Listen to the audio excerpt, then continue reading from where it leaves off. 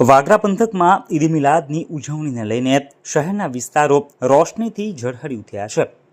ઇસ્લામ ધર્મના મહાન પૈગંબર હજરત મુહમ્મદ સાહેબના જન્મદિવસ એટલે કે ઈદ મિલાદુન નબીના પવિત્ર પર્વની ઉજવણી વાગરા નગરમાં અનેરા ઉત્સાહ અને ધાર્મિક શ્રદ્ધા સાથે થઈ રહી છે.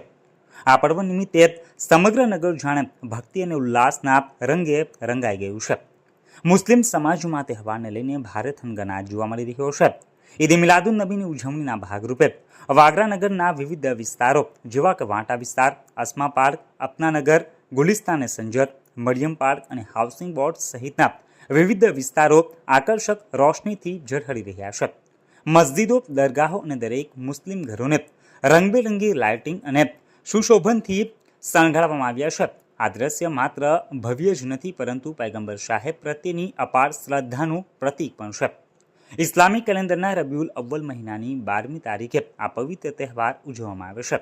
આ પર્વ પહેલાં જ મસ્જિદો અને જાહેર સ્થળોએ વિવિધ ધાર્મિક કાર્યક્રમોનું આયોજન શરૂ થઈ ગયું છે, જેમ કે કુરાન ખ્વાની, નાત ખ્વાની, તકરીર અને નિયાજ વિતરણ જેવા ધાર્મિક કાર્યક્રમો દ્વારા મુસ્લિમ અલ્લાહ અને તેના પૈગંબરની બંદગી કરી રહ્યા છે. આ કાર્યક્રમોમાં સમાજના તમામ વર્ગના લોકો ઉત્સાહભેર ભાગ લઈ રહ્યા છે. વાગરા શહેર ઉપરાંત આસપાસના ગ્રામ્ય વિસ્તારોમાં પણ ઈદ મિલાદનો માહોલ છવાઈ ગયો છે. પંથકના ખંડાલી, પહાજ, સારણ, સલાદરા, વિલાયત, વોરાસમની અને ચાંચવેલ જેવા ગામોમાં પણ મુસ્લિમ બિરાદરો આ પર્વની ઉજવણી કરી રહ્યા છે.